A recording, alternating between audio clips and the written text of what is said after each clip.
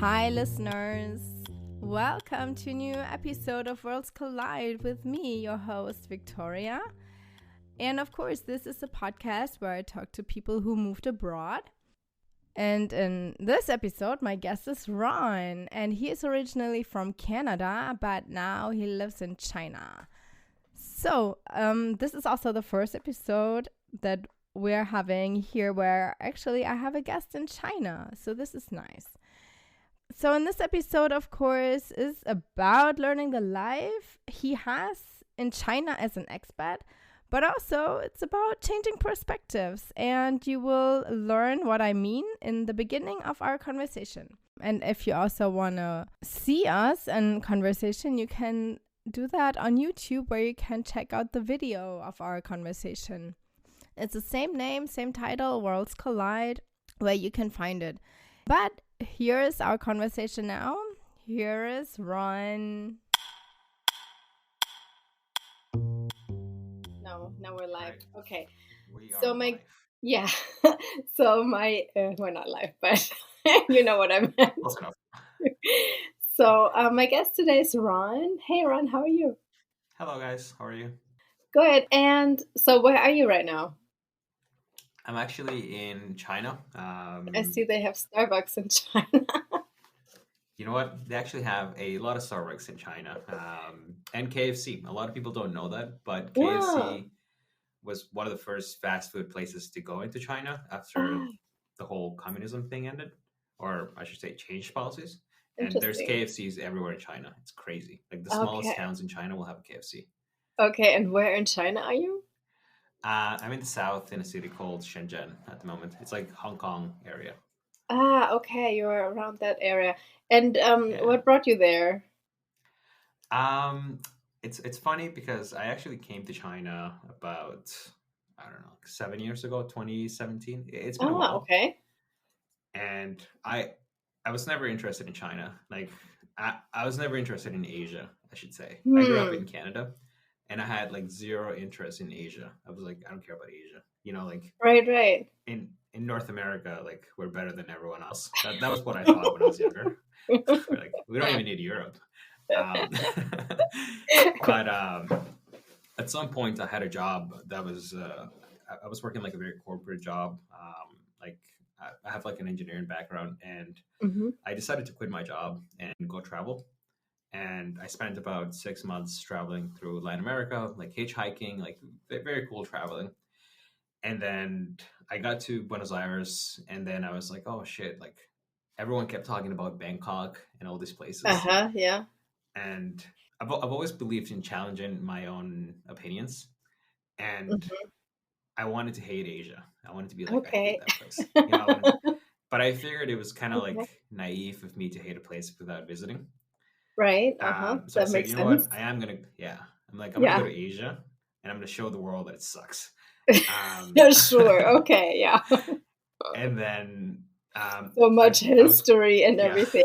That sucks. As people do. And then I was going to fly to Tokyo, to Japan. Yeah, the worst city ever, right? Yeah. Because I was working with some Japanese people before, like I had some friends there and everything. But I flew to Hong Kong on layover. And I was there for like 4 days, and I met some people in Hong Kong, and they were like, "Oh, you should go to China." And I was like, I don't know anything about China. You know, I don't want to go there. Like very close-minded towards Asia, to be honest. And then they convinced me. They're like, "No, just get your visa. It's really easy." And then I was like, fine. Like I remember crossing the border from Hong Kong into Shenzhen. It's like, if you've never been, it's sort of like a very, like you can literally take the subway from Hong Kong. Okay. You transfer and you stamp your passport, and then you get on another subway, and you're like connected to China. And Shenzhen is very much like a very international city. Like it's like a mega city, like skyscrapers everywhere. Dozens, like 20, 30 subway lines. Okay.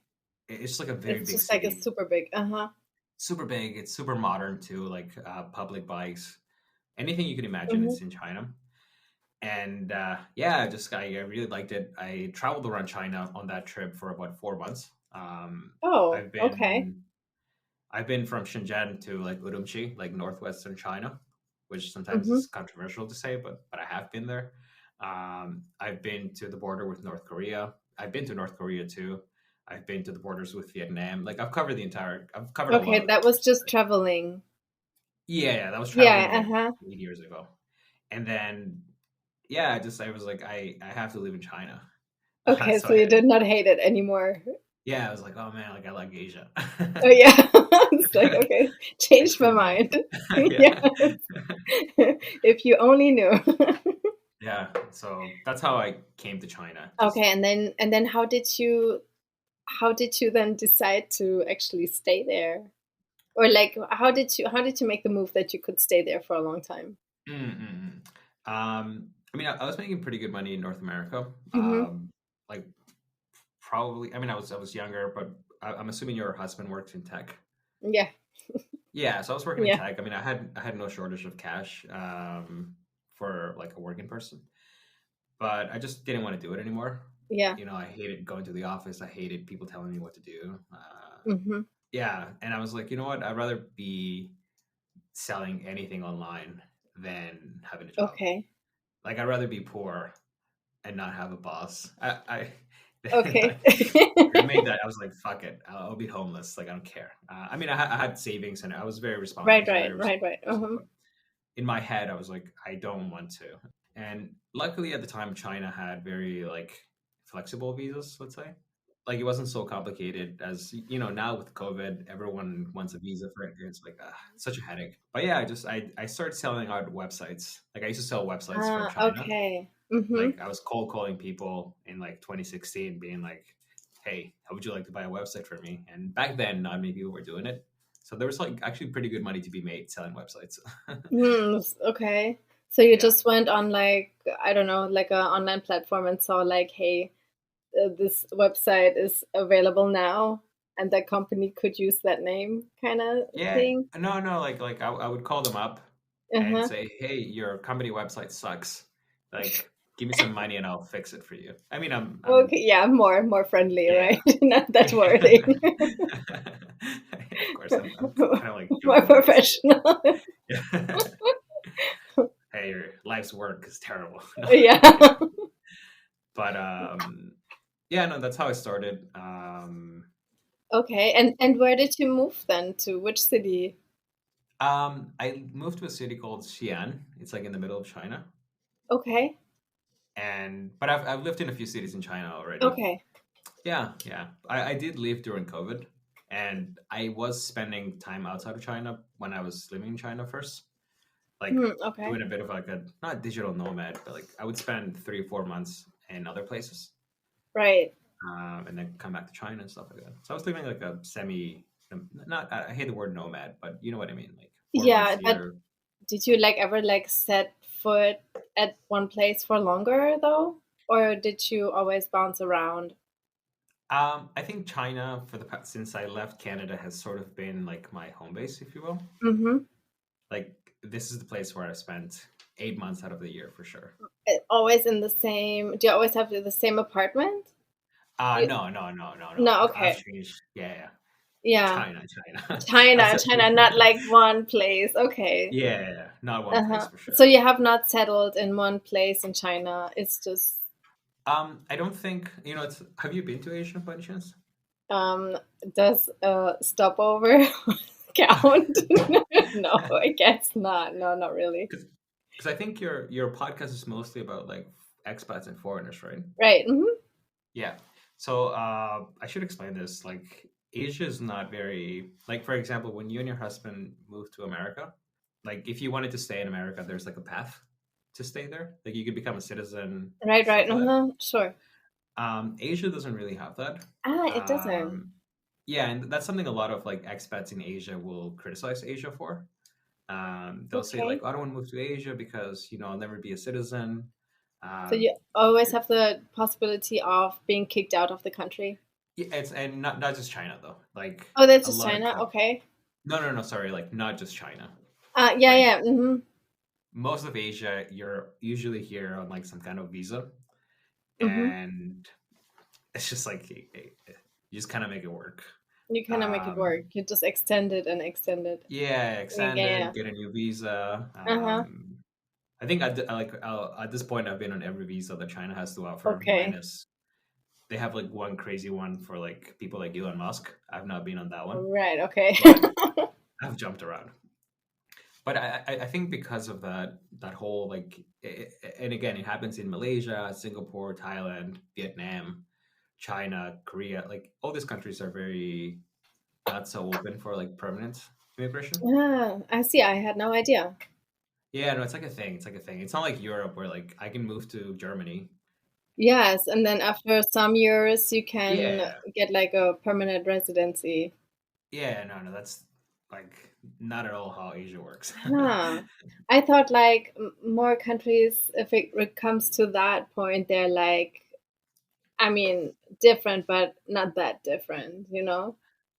No, that's in my opinion, that's a very like Western, like Europe, America, South and North America is like very open to immigration. The rest of the world is very closed off still. But yeah, I think because of that lack of like they will kick me out of Malaysia, Singapore, China, Japan eventually. There's never this need to like really do anything permanent, let's say. Do you have the urge though sometimes of making plans for your longer future? I have like backup plans for my longer future. Okay. Like I think having apartments is very useful. I do own real estate, but in places where I can live legally, or places that are open, like Europe, stuff like that.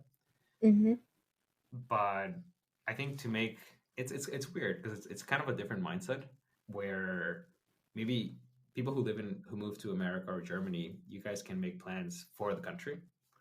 You know what I mean? You can say like, well, we're gonna live in this city, we buy a house, but living in Asia, and not just China, living in Asia, it's like some people make plans long term in Asia. I should mention that. And it's like a whole debate between the expats who live in Asia. It's like I think they're foolish, they think I'm foolish. It's like a whole thing. Okay. It's quite funny. But I personally am on the camp of you shouldn't make plans to live here forever. Okay. You should make plans outside. And the day that you have to leave, like you have eventually like a place to go, money there, everything there, kind of thing. Yeah. So in that sense, I have made long-term plans, but not in the traditional sense of like I'm gonna live in this city for forever. I bought an apartment here because it's not. I wouldn't buy an apartment in Asia, for example. Right. Okay. Yeah. But what about like your community, like the people you hang out with? They're mostly like me, to be honest. It's like Asia attracts a certain type of people, I feel. And what do you mean they are like you just digital nomads or people who live in a few places like and move all over the country? Yeah, I would say most of my friends live in a couple places. Okay. Or they're in Asia, like Taiwan, Korea, Japan. It's all quite close. It's like yeah. But they all sort of understand the game. They understand that because we don't look Asian, then it's just the way it is. I did not even think of that, but of course you stick out. It's a real thing.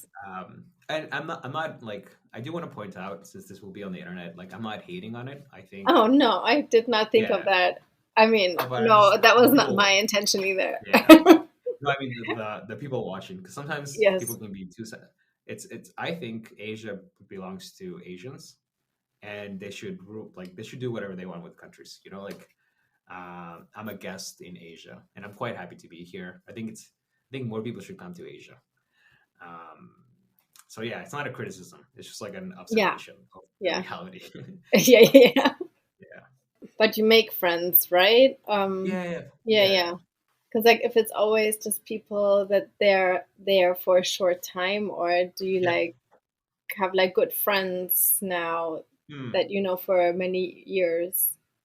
Yeah, I have some long-term friends that I've known for like 5-7 years since I've been here. For sure, 100%. Like, I guess what I meant is none of my friends think we're gonna live here till 100 years old. Yeah, but we're all kind of like we like Asia, and we're like, this is where we want to live. and we are living here, and we're very happy. But yeah, I have there's like I'm not alone in this love of being in Asia. Okay. And what So, about your Chinese? Do you like language skills. uh-huh. I speak enough Chinese to do basically anything. Like I can go to the bank by myself. Do you speak Cantonese or Mandarin? Mandarin, yeah. Mandarin, okay. My Chinese isn't great though. Like I hate saying that I speak Chinese because I feel like I can do anything I want in my daily life, Mm-hmm. but I've never really bothered to like upgrade it to a point where like I Okay. can have like conversation, like full conversations like this. Mm-hmm. I could never have this conversation in Chinese. Like it would be impossible. Okay. There are reasons for that. Some people agree, disagree with me. I do want to point out that I do speak Spanish and French like very fluently and natively. Mm-hmm. So this is not the case of some American guy who thinks English is. I mean, I If, do think English is great, but you know what I mean. Like I do speak other languages. I right. just there are reasons why I choose not to improve my Chinese. And but you work in English. Your Yeah, your most your of yeah. day-to-day life is in English. Yeah, I mean, there's an influencer in China who made this video a while back. Small influencer, but I loved it. He said something. I'm totally misquoting him, but he said like, if you're like a foreigner in Asia, like your job is to sell stuff to other foreigners, Okay. or like he said something else, but it was quite funny. Uh-huh. And so yeah, a lot of foreigners who are in Asia, I think Japan, Korea are different. Those guys tend to integrate more. Okay. But I feel like a lot of the foreigners in China are just doing business with the outside world. Uh-huh. So a lot of your day to day just happens in English, anyways. At least for me. Okay. And then there's a whole like Asia can be a little bit complicated. Let's say there's certain ways to do things. You know, like yeah, it's all very complicated. What you said earlier, I don't know if we recorded already, Yeah, that you are originally from Canada. yeah. And do you go back often? Is your like family still there? My family's actually in the process of moving out of Canada. Oh. Yeah, so yeah, I haven't really gone back. I've gone to the U.S. a couple times. Okay. It's just Canada. It's kind of far. It's kind of expensive, and like I don't know. Like for example, it's cheaper for me to fly my mom to Bangkok or meet in Spain than it is for me Oh, to leave Canada. is it? Okay. Interesting. Because like everything costs like $40 in Canada.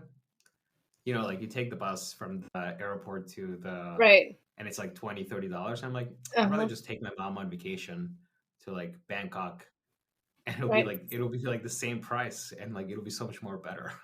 Yeah. It will be also like it's like nice for your mom, right? Yeah, To like exactly. have a And like it's like yeah. new place. Yeah, and it's the same See, price for me. Like it's a win-win. right. I saw on your YouTube channel that Yeah. you are also trying to move to Argentina a while ago. Or you were there for a while? Yeah. So during COVID, me and my wife, we decided to leave China for Mm-hmm. what I think are obvious reasons. Yeah, because like you were not welcome there or not felt welcome Yeah, there. stuff like Yes. But that. also, how long have you been there at that time In in China, China? Uh-huh. that time I've been like 3 or 4 years. Uh-huh. Okay. Yeah. So no, we went to actually my wife and I decided to take just before COVID. I had like a little bit of success in business, let's say. Mm-hmm. And because of COVID, we were like, what do we do? And then we had this idea that's like, let's just go visit a bunch of places and find a place that we like to sort of like do. Actually, it's funny because like we were going to do the thing that you just asked me about, Okay. which is we wanted to find a place to live long term, like Ah, okay. buy a house, buy an apartment, settle there. Sure. Okay. And we traveled quite a bit. We went to Colombia, Argentina, Kazakhstan, Russia. Mm-hmm. We considered a few places, Canada, although that was like 10 minutes of me saying No, no. 10 minutes. Okay. And then yeah, no, so we did that. Argentina was one of those places. I've been to Argentina many times. I loved it. Uh-huh. But at the end, we came to the conclusion that we should just enjoy our life, and as long as we have a backup plan for the day Asia decides that they need me out, then it's okay. I'll enjoy the ride while it lasts. Oh, okay. And is your wife also from somewhere else, not China, I guess? Yeah, no, she's not Chinese. It's complicated because like your audience is mostly like English, like American, right, kind of thing. I mean, they are everywhere, but I Okay. guess, I mean, since the podcast is in English, it's Cool. Because I'm sometimes like things in like Russia and China or Japan, like some things can be considered racist in the West, but they're like super important here. But she was born in Russia, Mm-hmm. but she's ethnically Korean. Okay, got it. Yeah. It's like always a thing in like if you have any listeners in Asia, that's different. They'll be like, "But what does she look like?" Got it. So, like, it's quite common here. Like, so, like for her, everybody also thinks like, oh yeah, she is maybe even from China because she already looks Asian. Yeah. She's my wild card into staying into Asia. And then she comes along and has like a Russian accent. That's true, yeah. That's super wild. I mean, I can see that it is for a lot of people. Yeah, a lot of Chinese people, and even when we travel around Asia, a lot of them are shocked. It's funny because in America, a lot of people, they have this thing where like when like Americans or other non-Asian people, they confuse. They're like, "Oh, are you Vietnamese and Korean and stuff like that?" It's like this whole thing about not being able to tell Asians apart. And it's like actually in Asia, like most Asians cannot tell each other apart. That's like a real thing. But I mean, that's the same for Europe. I mean, I don't know. Exactly. Like a French person looks not much different than like a German person. Like if you only see like the head, like maybe the style of dressing, and then like okay, like Northern Europe's are really like, I mean, tall exactly, and a lot of times very blonde, and like South Europeans are like small and a lot of times have like darker hair.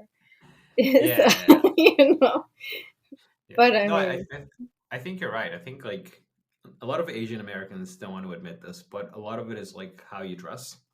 Like if you see a Korean, they just dress very Korean. Like the outfit is Korean. And same thing with Chinese. They dress very Chinese, and Japanese dress very Japanese. I mean, I can see that for the Japanese because they're so, I mean, whatever, Tokyo lifestyle is like so famous in like pop culture. Exactly. But I don't know about like Chinese dressing different than Korean. You have to live here to like begin to, like, probably and stuff, like all these little things. Right, probably.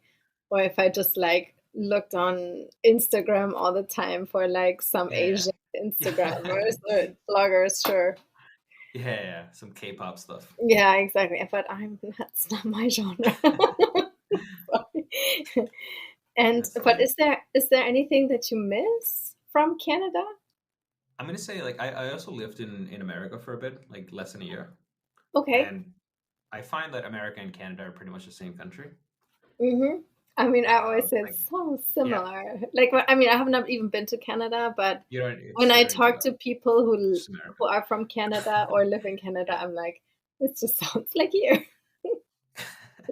No, it's true. Like, when I'm abroad and I meet an American, like, it's great. Like, I love it. It's like it might as well be my old neighbor. There's a lot of Canadians won't be happy to hear that, but the differences between Canada and the US are very much like the differences between different states in the US. Like we have different policies, different laws, but it's just the same country.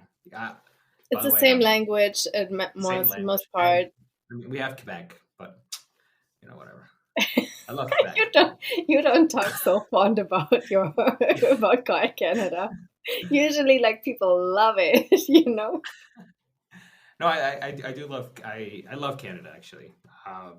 A lot of my members are there. But no, I think one thing that I do miss about like America / Canada is it's my ability to speak my mind at all times. And I spent a lot of time in Latin America too, and it's kind of the same as Asia. And I'm not criticizing it in a way that's like, oh, they should change something. Like, that's their country. Like, Latin America and Asia belong to the people who live there, and they should decide how society functions. But I do like how in North America we're very open to criticizing each other, and we're very open to saying uncomfortable things. And I know for saying, but not for listening or not for hearing it. But sometimes saying it is half the battle, you know, like, and I know, like, if you've never lived long term in like Latin America or Asia, it might seem like North America has issues with freedom of speech. But I do miss the ability to like talk to people and be like, I think you're wrong because of this. Okay. And that's not the case in most of the world. Yeah. I mean, like, China is kind of famous for that, but I mean, I don't know how far it is like in the day-to-day life. I mean, you're probably not like super direct to your neighbor. Actually, my neighbors, they're actually so friendly. They always giving us food. Oh yeah. Me and my wife, we don't really cook. Like, we order a lot of stuff. Perfect. And we feel so bad because we want to cook for them, but neither of us really want to cook even for ourselves. Oh, okay. And they keep bringing us like stuff, and we're like, oh man, we should do something. But sometimes we give them stuff, actually. Like, every time I get like some Western snack, I give them stuff. So maybe bring them some KFC. I can imagine. But no, you know, it's interesting, like, that you mentioned that. And I know, like, I read the news about China, let's say, right? But I would say, like, a lot of the things that, in terms of like freedom of speech and how society works, a lot of it is more like, in my opinion, is very much like Asia, more so than China by itself. It's just that sometimes we just report on China because it's easier to report on China.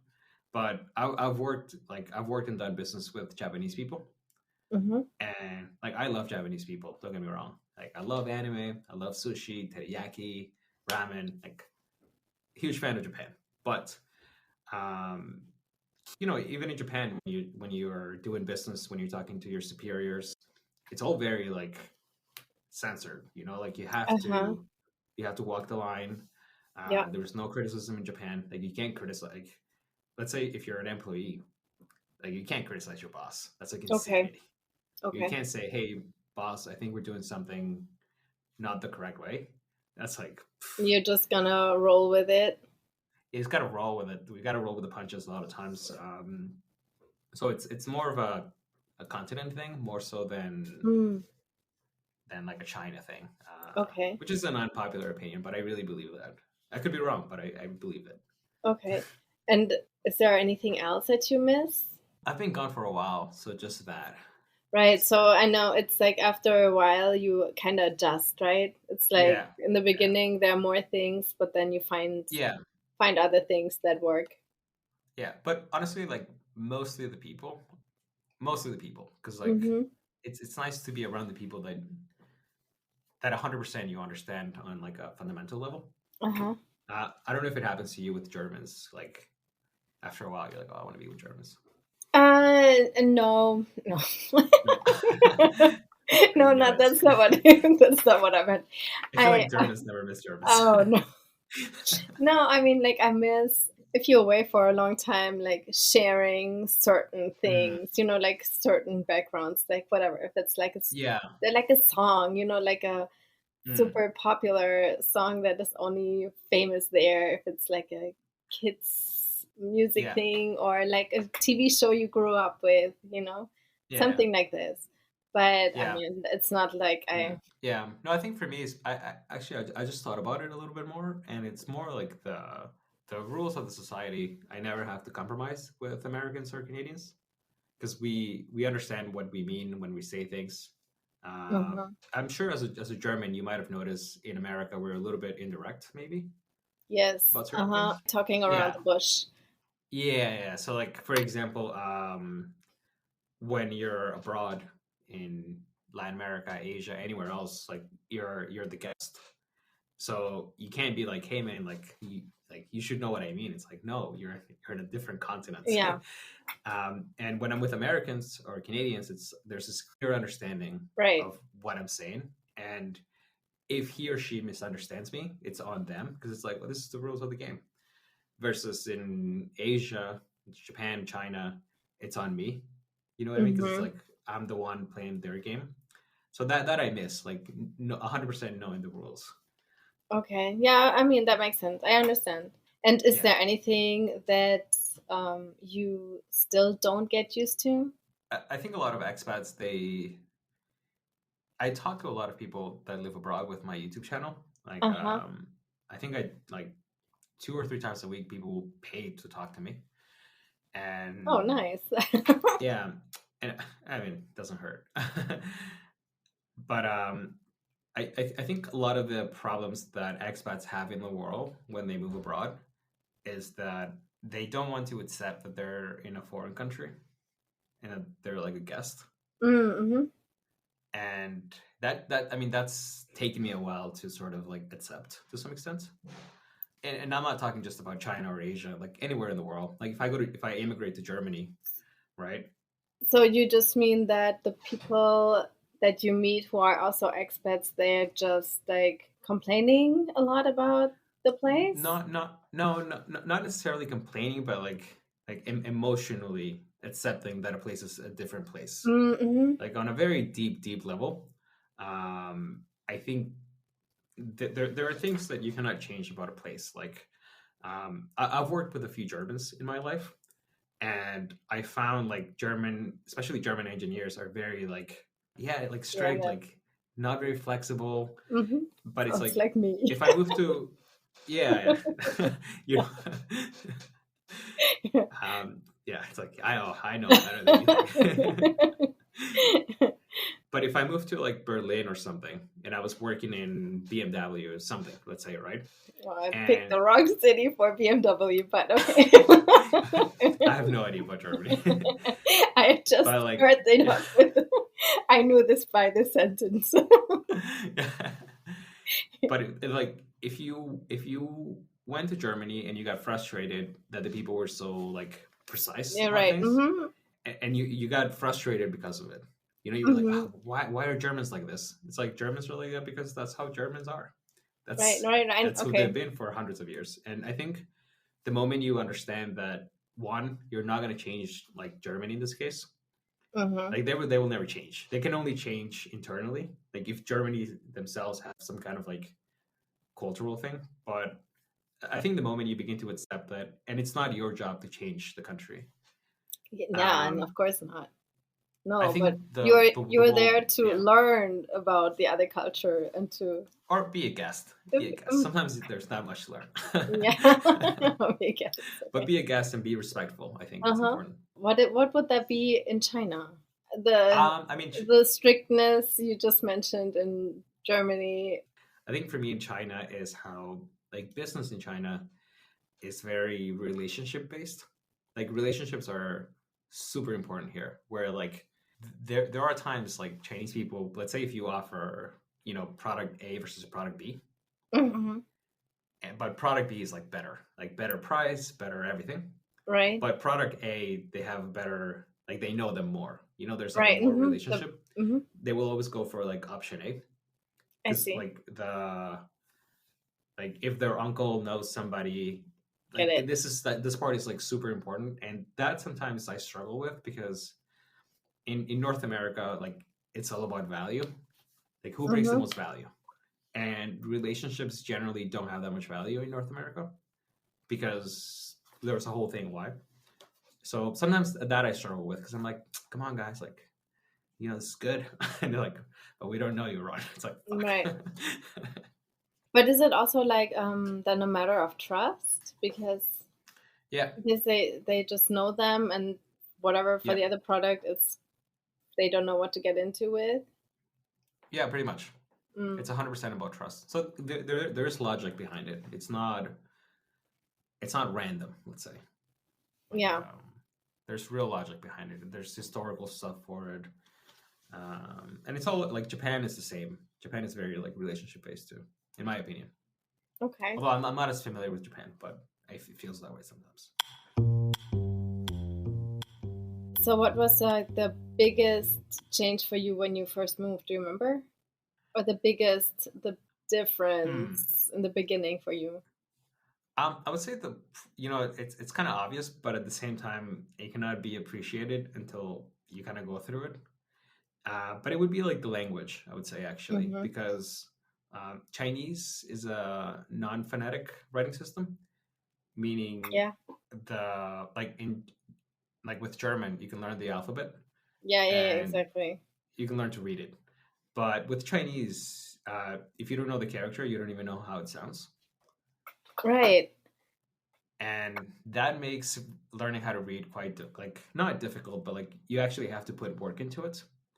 Because it's not like with some languages, you just walk around the city and you learn new words as you walk by. You're like, oh, pharmacy. Oh, pharmacy. They sell drugs. Sure. You know, like But in like these non-phonetical writing systems, if you don't know the character, like you can't even say it back.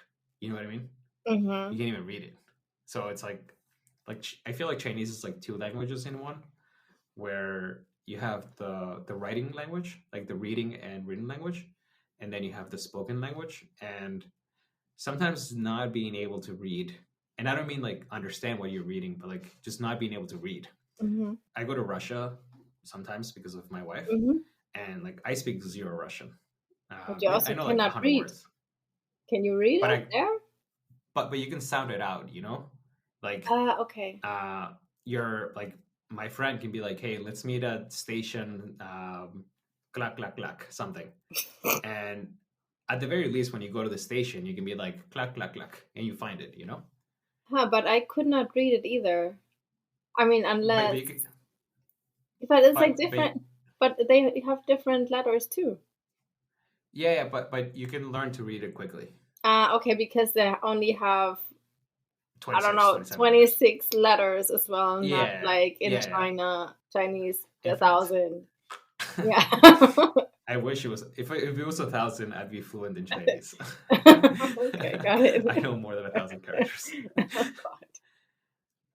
But that's a tricky part. And I know it's kind of weird to say it because it's like when you can't see letters. You know what I mean? If you don't know them. Yeah, I know what you mean. There's a difficulty to it. That it's not the same as not understanding the language. It's like a whole different game. It's like you're learning that as well on top of that. Yeah. Right. And so how did you then in the beginning, if you didn't speak or didn't read, how did you get an apartment? How did you like get everything sorted out? This is actually one of my favorite things about China, and perhaps the reason I decided to stay in China back in 20-something when I first came on a trip is that China is incredibly, even back then, it's incredibly technologically developed. And everything is digital here. Even 5, 10, 7 years ago, everything was digital, like payments, and the applications here, like in America, you have like DoorDash and Uber Eats. Right. Okay. In China, we have like those apps, but they're like on steroid. They're like you can order anything your heart desires. Like it's difficult to explain. But you also have the options because you're such a big place, right? Yeah, exactly. And everything is but the apps themselves are quite developed. Okay. Like your husband, he's like a software developer? No. No? Okay. No. But anyways, everything here is made really easy to use. And Chinese apps are like almost like playing video games, where as long as you're kind of like technologically, you like tech, using one of these apps is like, it's just like a game. You just get used to buying like. And then the apps are all in all the languages as well? No, they're only in Chinese. Oh, okay. But honestly, they're like the UI people, like the people who do the design of the apps, are incredibly talented because like you don't need to read Chinese to use a lot of these apps. Okay. I mean, I understand them now, but like they're like everything is like well designed for you to like play the game, and everything is digital, meaning like to rent an apartment, you sign the contract through the app, and you can do anything. Like you can order air conditioners to be installed at your house through an app, and the guy comes at like 4 p.m. Knock knock. I'm here for the AC. And did you also just like look at apartments on the apps? Yeah, and then yeah, it's just like, here, this is what I'm searching for. This is what I want, and the landlord doesn't care as long as you pay the rent. I mean, maybe that's always about. You should always see a place in real life. Yeah. I'm sure you could, but I wouldn't recommend it. I mean, I know people who bought a house without seeing it, so it's okay. Yeah, true. That is doable. No, but I mean, I guess you could rent it without seeing it, but I wouldn't do that. You know, everywhere in the world, people are good at taking photos. So it's always good to go see it. Yeah. But no, you like truly like we have a cleaning lady that comes to our house every week, and we just got her through an app. Like we never talked to her, and it was like an ad. It was like it's so nice. But have you met her eventually, or? Yeah, no, of course. Of course. Oh yeah. Although nowadays I just give her the password to my house, and yeah, sure. Like, yeah, I would say China is pretty safe when it comes to that stuff. Okay. I don't think she'll steal anything from me. Like petty crime is quite incredibly low in the cities. Yeah. Like I have no concerns over that kind of thing. It's kind of nice. That is nice. But I also don't think that's like if you think of going as a tourist to anywhere in Asia, like crime is not really on your radar. Not as as much as if you go to South or Central America. Then it's like, ooh, just like pay attention for all your belongings. Exactly. Yeah, for sure. Asia is very like Thailand, even Cambodia, which people consider to be dangerous. I mean, it's like when you compare it to like Colombia, Mexico, Honduras, it's like a walk in park. Okay. I don't know what danger is. Okay. Yeah. And are there like any repeating questions that you get from the local people about your, because you are from somewhere else? Yeah, just where I'm from. If I like China, sometimes how much money I make. Oh, really? It's a very common question. They're like, oh, how much money do you make? Like, oh, really? But that's interesting. For me, there's such a private question. It's like nobody's business. Yeah. I think it's culturally acceptable, though. If I'm married, I remember when I was single, like sometimes, I mean, they were just joking around, but they'd be like, "Oh, you should marry my daughter." Yeah. That was quite funny. And did you guys get married in China, you and your wife? No, we actually got married in Russia. Oh, okay. Yeah. It's like I feel like I'm always like I'm a very Western guy, but I do all these, in this like Russia and China. It's like, what's next? North Korea. Yeah, actually, I did visit North Korea once. Oh, you did? For like a week. Yeah. Oh, I did not. I thought it's really hard to get a visa for it. You have to do. I mean, I think now after COVID, it's been closed off to tourism. Mm-hmm. I'm not entirely sure, but I went to North Korea back in 2016, maybe, and back then I paid like $1,000, and you do like a guided tour. Okay. And it's very guided tour. Like you're not walking around. Oh, so it's like $1,000 for like the whole week. It's not just like $1,000 entrance fee and then. Yeah. Yeah. Okay, I got it. But there's no backpacking in North Korea. It's like you go with a guide. Yeah. From the government, they take you to see here's the people's hotels, here's the people's this, here's the people's this. So it's like they make you what they want you to see. Yeah, of course. I mean, it's North Korea. Yeah. Yeah. But I was happy to be there.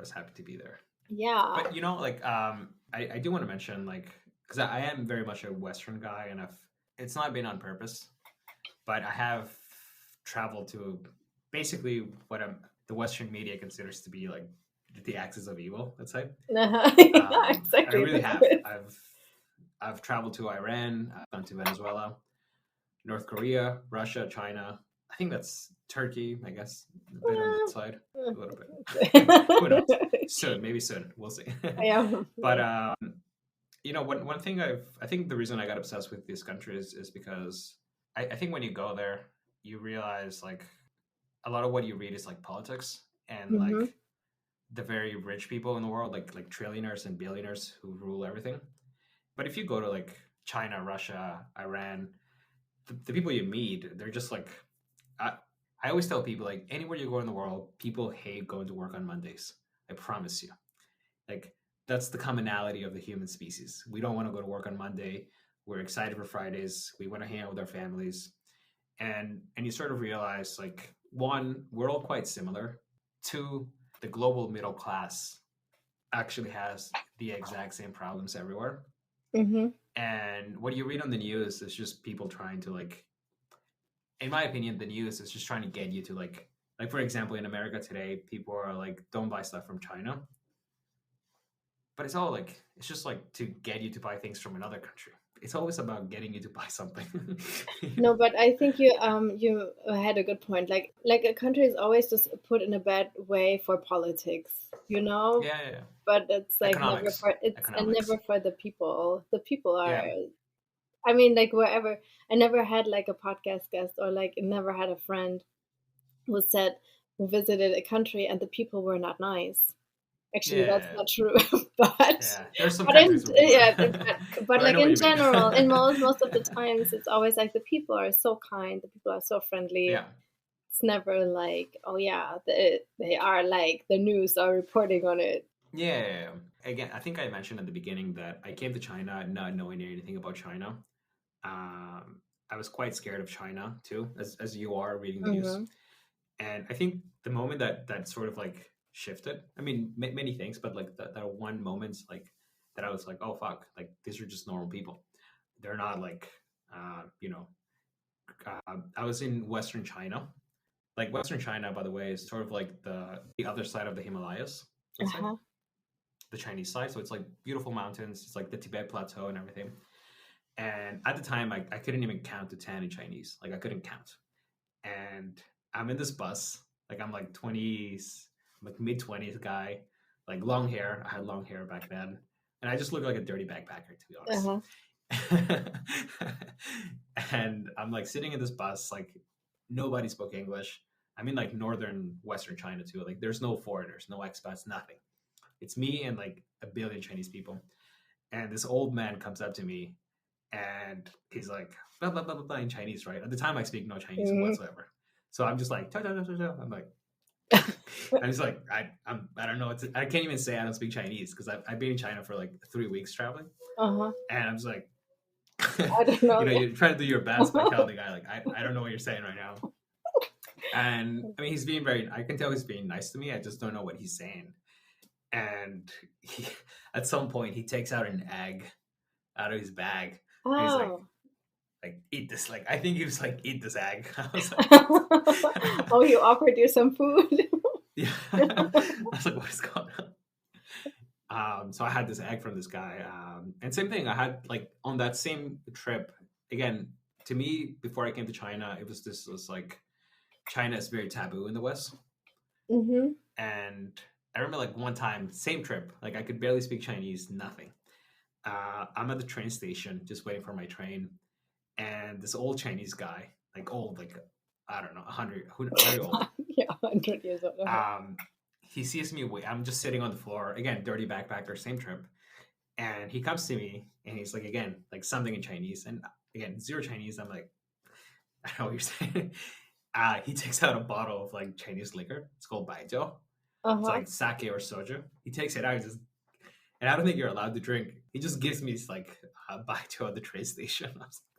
Thank you.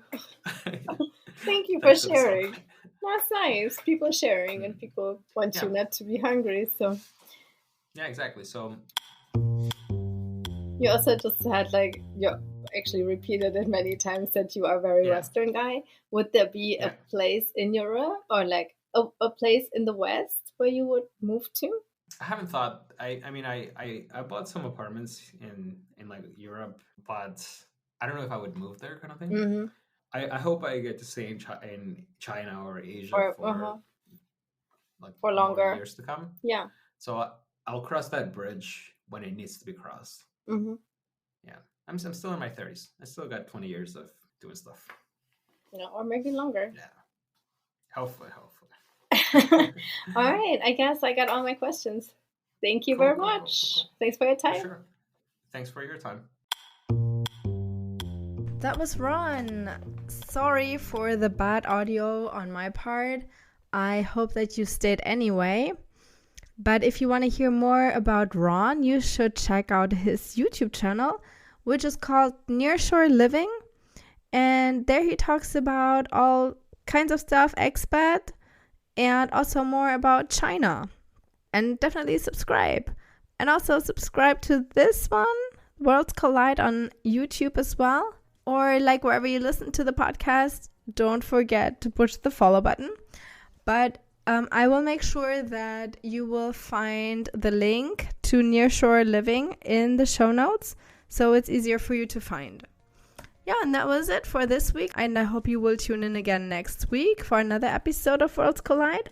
Until then, bye!